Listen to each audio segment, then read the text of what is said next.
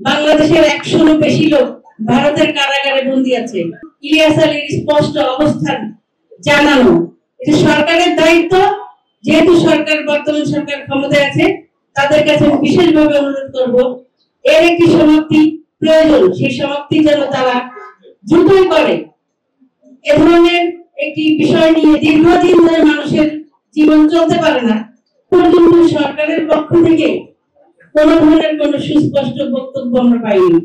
আমরা বিভিন্ন সামাজিক যোগাযোগ মাধ্যমে বিভিন্ন ধরনের মন্তব্য, বিভিন্ন ধরনের কথাবার্তা, বিভিন্ন মিডিয়ার মাধ্যমে, প্রিন্ট মিডিয়ার মাধ্যমে বিভিন্ন ধরনের, যেটা আসলে সঠিক, কোনটা সঠিক সেটা আমরা আসলে বুঝতে পারি না।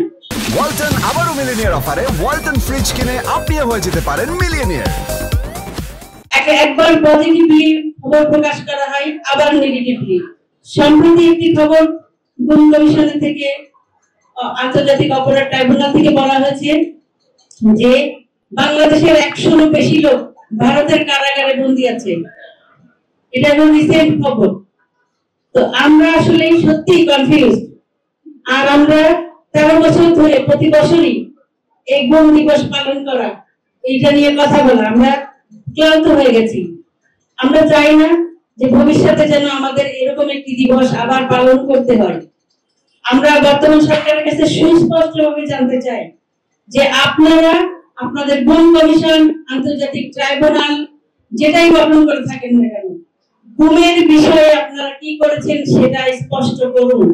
আপনারা গুমের যে আন্তর্জাতিক আইন আছে, সেই আইনের আদলে বাংলাদেশের আইন সংশোধন করে সেই আইনের মাধ্যমে যারা গুম হয়েছে, ইলিয়াস আলী এবং আরো যারা গুম হয়েছে, সবার পরিণতি কি, তাদের অবস্থান কি, তাদের সাথে কারা কারা সুনির্দিষ্টভাবে জড়িত ছিল, তারা কোথায় আছে, তাদেরকে আইনের আওতায় এনে তাদের প্রতি বিচারের ব্যবস্থা করা, সুস্পষ্ট বিচারের ব্যবস্থা করা এবং ইলিয়াস আলীর স্পষ্ট অবস্থান জানানো, এটা সরকারের দায়িত্ব। যেহেতু বর্তমান সরকার ক্ষমতায় আছে, তাদের কাছে বিশেষভাবে অনুরোধ করব, এর একটি সমাপ্তি প্রয়োজন। সেই সমাপ্তি যেন তারা দ্রুতই করে। এ ধরনের একটি বিষয় নিয়ে দীর্ঘদিন ধরে মানুষের জীবন চলতে পারে না।